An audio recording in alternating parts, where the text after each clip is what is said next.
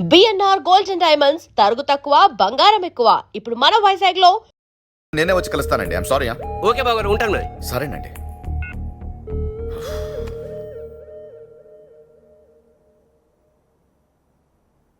రే సిద్ధు,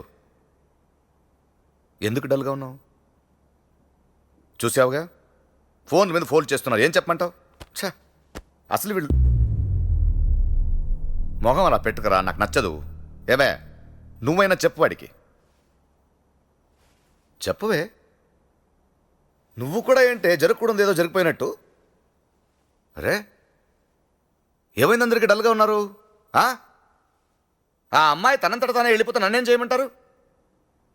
నేను చేయాల్సింది చేశాను. ఈ టైంలో ఏ తండ్రైనా ఒక అమ్మాయి 7 రోజులు ఇంట్లో వచ్చి ఉంటుందంటే ఒప్పుకుంటాడా? ఒప్పుకున్నాను. ఎవరి కోసం? వీడి కోసం. ఇప్పుడు తనే వెళ్ళిపోయింది, ఏం చేయమంటారు? వెళ్ళడం మంచిదే అయిందిలే. 7 రోజులు ఉండలేకపోయింది ఇంట్లో, ఇక లైఫ్ లాంగ్ ఉంటుందా? సిద్ధు, ఇప్పటికైనా అర్థం చేసుకో. నీకేం కావాలో నీకు తెలీదు. మీకు తెలుసా? ఏంటి? వాడికి ఏం కావాలో నిజంగా మీకు తెలుసా? తెలియకుండా నేను నడిపించానా? అవును. ఏంటి? తిట్టేస్తాను మిమ్మల్ని. ఆ అమ్మాయి గురించి ఎందుకు మాట్లాడుతున్నారు? అసలు వీడి గురించి మీకేం తెలుసు? ఇంట్లో ఉన్నట్టే పిల్లలు బయట కూడా ఉంటారనుకుంటున్నారా? ఉండరు. వీడు గుమ్మం దాటితే ఎలా ఉంటాడో మీకు తెలుసా? రాత్రిపూట గోడలు దూకుతాడు, అబద్ధాలు ఆడతాడు, బయట నలుగురిని కొడతాడు, తాగుతాడు. తాగేసి ఏం చేస్తాడో తెలుసా? అమ్మా, తాగేసి తాగుతాడని చెప్తున్నాను కదా, చాలదా? వదిలేమ్మా ప్లీజ్. నేను నీ ఫ్యూచర్ గురించి మాట్లాడలేదు, నా కొడుకు ఫ్యూచర్ గురించి మాట్లాడుతున్నాను. తప్పు చేసింది మీరు. నేనా? వాడంటారేమిటి? అమ్మా, ప్లీజ్. చేసి అలాగా నేను తప్పు నాన్న. చేశాను. ఆయన ఎందుకు బతిమలాడు? అమ్మా ప్లీజ్ అమ్మా, నేనే తప్పు చేశాను. రేపటి నుంచి ఆఫీస్కి వస్తాను, ఆ పెళ్ళి చేసుకుంటాను. రే సిద్ధు, ఆగరా. ఏంట్రా ఇది? నేను తప్పు చేశానని తనంటోంది, నువ్వు తప్పు చేశానని చెప్పి నువ్వు వెళ్ళిపోతున్నావు. అసలు ఏం జరుగుతుంది ఇక్కడ? ఈ ఇంట్లో ప్రతి ఒక్కరికి ఏం కావాలో ఏమి ఇవ్వాలని ఆలోచిస్తుంటాను తప్ప, ఒక తండ్రిగా నా పిల్లలకి గొప్ప లైఫ్ ఇవ్వాలని ప్రతి క్షణం తపన పడుతుంటానే. అది తప్ప? చెప్పు, నాకు అర్థం కావట్లేదు. చెప్పు, ఏం తప్పు చేశాను? మొత్తం మీరే చేశారు.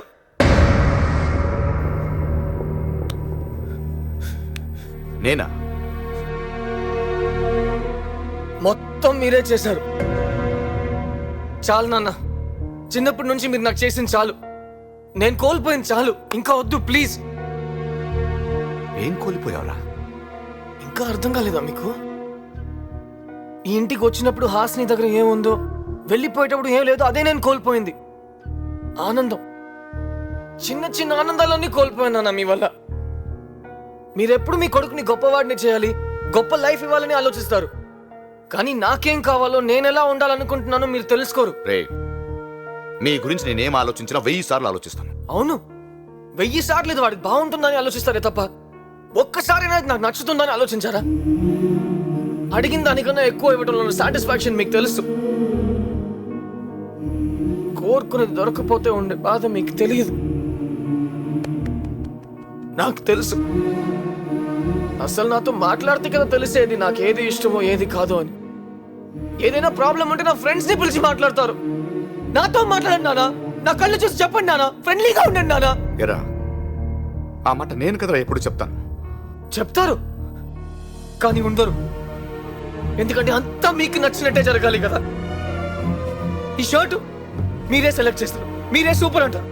అదే నాకు బెస్ట్ అని మీరు నన్నే కన్విన్స్ చేసేస్తారు. నాకు ఎలా ఉంటుందో తెలుసా? దాన్ని చింపి విసిరేసి నాకు నచ్చలేదు అని అరవాలనిపించేది. ఆఫీస్కి పంపిస్తారు, నేను వెళ్తా. అక్కడికి వెళ్ళే లోపు మీరే ఆ పనిని ఫినిష్ చేసేస్తారు. నవ్వుతున్నారు నన్ను చూసి అక్కడ ఆఫీస్లో. రే సిద్ధు, రానా కూర్చో, క్యారం బోర్డ్ ఆడదా అంటారు. నేనేదో ఆడాలనుకుంటాను, మీరు నన్ను గెలిపించాలనుకుంటారు. ఏ బ్లాక్ కొట్టు, వైట్ కొట్టు, ఏ క్వీన్ జాగ్రత్త నా చేయి ఇలా పట్టుకుని. నా ఆట కూడా మీరే ఆడేస్తే నేనెందుకు నానా ఆడటం? చివరికి తిండెలా తినాలో కూడా మీరే నేర్పిస్తే కొంత దిగట్లేదు నాన్న.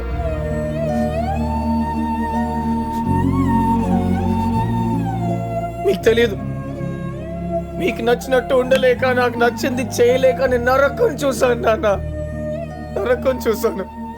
ఫ్రస్ట్రేషన్, కోపం, చిరాకు, ఎవరి మీద చూపించాలో ఎలా చూపించాలో కూడా తెలియకపోతే చివరికి ఒకరోజు అమ్మ మీద కూడా అరిచేసా. దాంతో అమ్మ నాతో మాట్లాడటం మానేసింది.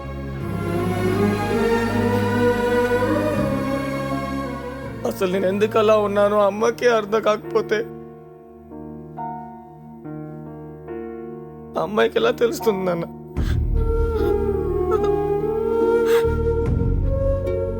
వెళ్ళిపోయింది. ప్రేమే లేదు, సిద్ధు నాకు కరెక్ట్ కాదని చెప్పి వెళ్ళిపోయింది. ఇంటికి తీసుకొచ్చినప్పుడు ఆ అమ్మాయికి ప్రామిస్ చేశాను, నీకు ఒక మంచి ఫ్యామిలీని ఇస్తానని. కానీ ఈ రోజు చెప్తున్నాను, ఈ ఫ్యామిలీ ఒక మంచి అమ్మాయిని కోల్పోయింది. She's gone.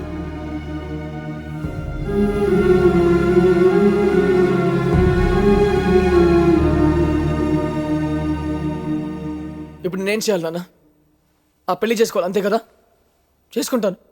కానీ ఒకటి చెప్తున్నాను, ఇప్పుడు దాకా మీరు ఇచ్చిన ఈ షర్టు, బైకు, ఆ రూమ్లో ఉన్న వస్తువులకి వాటికి తెలియదు అవి నాకు నచ్చవని.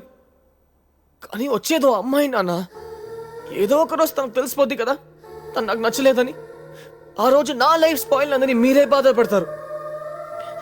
ఇప్పుడు దాకా ఒక తండ్రిగా మీరు గెలిచారనుకుంటున్నారు కదా, కానీ మిమ్మల్ని గెలిపించడానికి 24 ఏళ్లుగా నేను ఓడిపోతూనే ఉన్నాను నాన్న.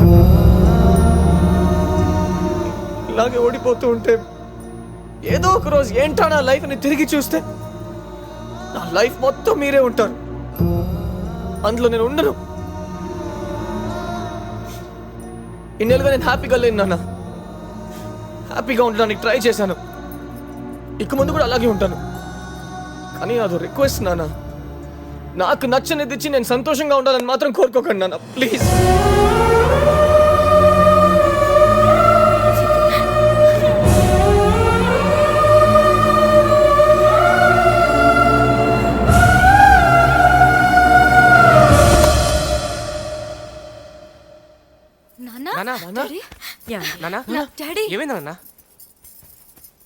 మీరందరూ హ్యాపీగా ఉన్నారని నేను ఆనందపడ్డాను, కానీ మీ ఆనందాన్ని తీసుకుని నేను హ్యాపీగా ఉన్నాను అనుకోలేదురా. తెలియదురా నాకు, తెలియదే నాకు. నాకు బిజినెస్లో ₹1,00,00,000 వస్తే పెద్ద విషయం కాదు, కానీ నీకు ఒక్క షర్ట్ కొనిస్తే రోజంతా 10 మందికి చెప్పుకునేవాటిరా. కానీ నా ఆనందం కోసం మిమ్మల్ని బాధ పెట్టానని ఎప్పుడు అనుకోలేదురా. సారీ రా నాన్న. ఎరా చెప్పొచ్చు కదరా నాకు. ఇన్ని సంవత్సరాలు ఇంత బాధ లోపల దాచుకొని ఎందుకు చెప్పలేదురా? ఎందుకే చెప్పలేదు నాన్న? చెప్తే మీరు ఎలా అయిపోతారని నాకు తెలుసు. పిల్లల్ని సరిగా పట్టించుకొని ఫాదర్స్కి ఏవైనా చెప్పొచ్చు. మీరు గొప్ప ఫాదర్ నాన్న.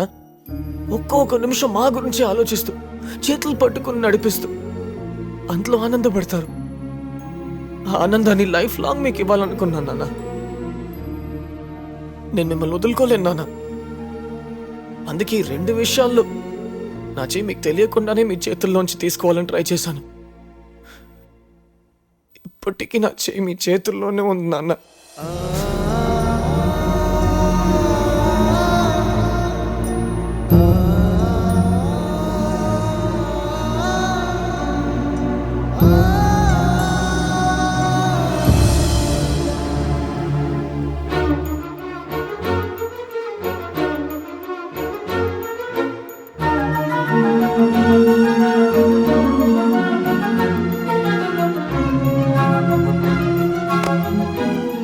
సారీరా, ఈ బాధంతా నా వల్లే కదా. నేనే తీరుస్తాను. ఎవరి కాలు మీద పడైనా ఈ పెళ్లి ఆపుదాం. నీ లైఫ్ నువ్వు హ్యాపీగా ఉంటావు. నాన్న వెళ్ళరా, నేను చూసుకుంటాను, వెళ్ళు. ఏమేవ్ ఈ శుభలేఖలకి కాస్త పసుపు కుంకుమ రాయండి. రావయ్యారా, ఎంగేజ్మెంట్ అయిన ఇన్నాళ్ళకైనా మా ఇంటికి వచ్చావు, చాలా సంతోషం. ఏమేవ్ ఎవరు వచ్చారు చూడు, కాఫీ పడరా. అలాగేనండి. ఇంట్లో అంతా కులాసా? హలో.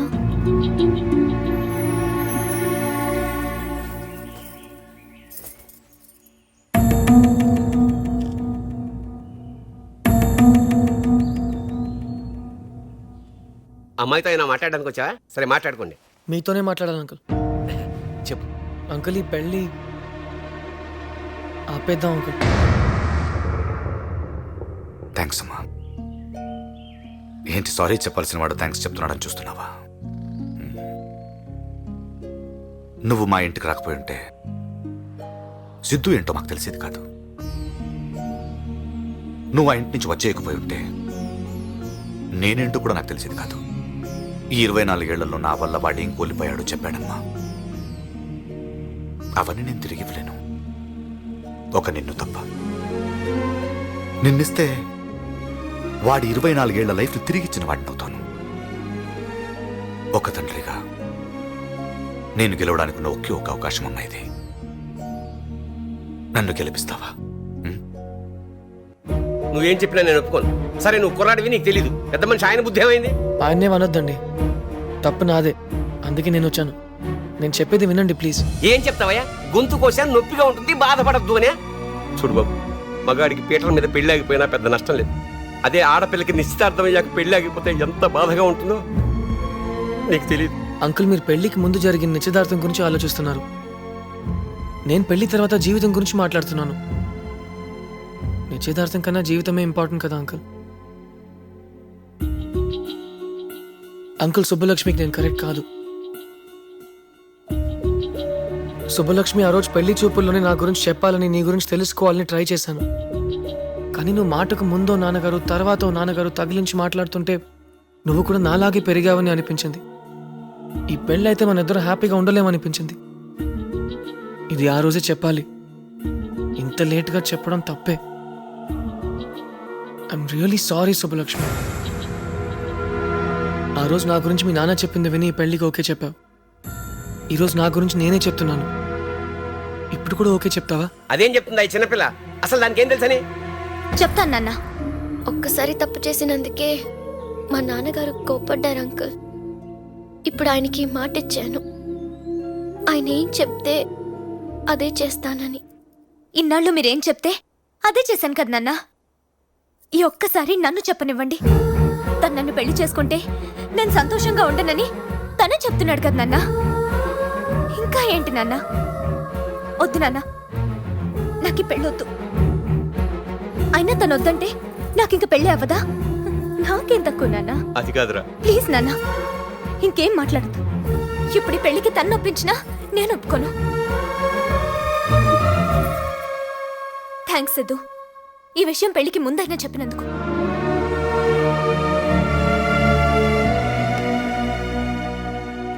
మీ నాన్నగారితో నేను మాట్లాడతానమ్మా. ఆయనకి కోపం రావడంలో తప్పులేదు. సిద్ధు నేను తీసుకొస్తానని చెప్పినప్పుడు నేను కూడా కోపడ్డాను. నీ గురించి తెలుసుకోవడానికి మేము రోడ్ ఎక్కాలా అని. కానీ ఈరోజు ఆ మాట నిజమైంది. మా ఫ్యామిలీ అంతా ఈరోజు రోడ్డు మీద నిలబడింది నీకోసం. చూడు,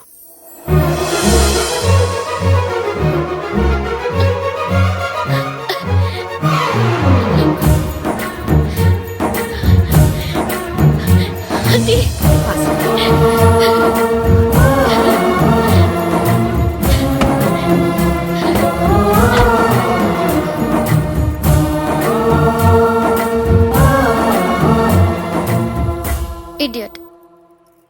కనకరావు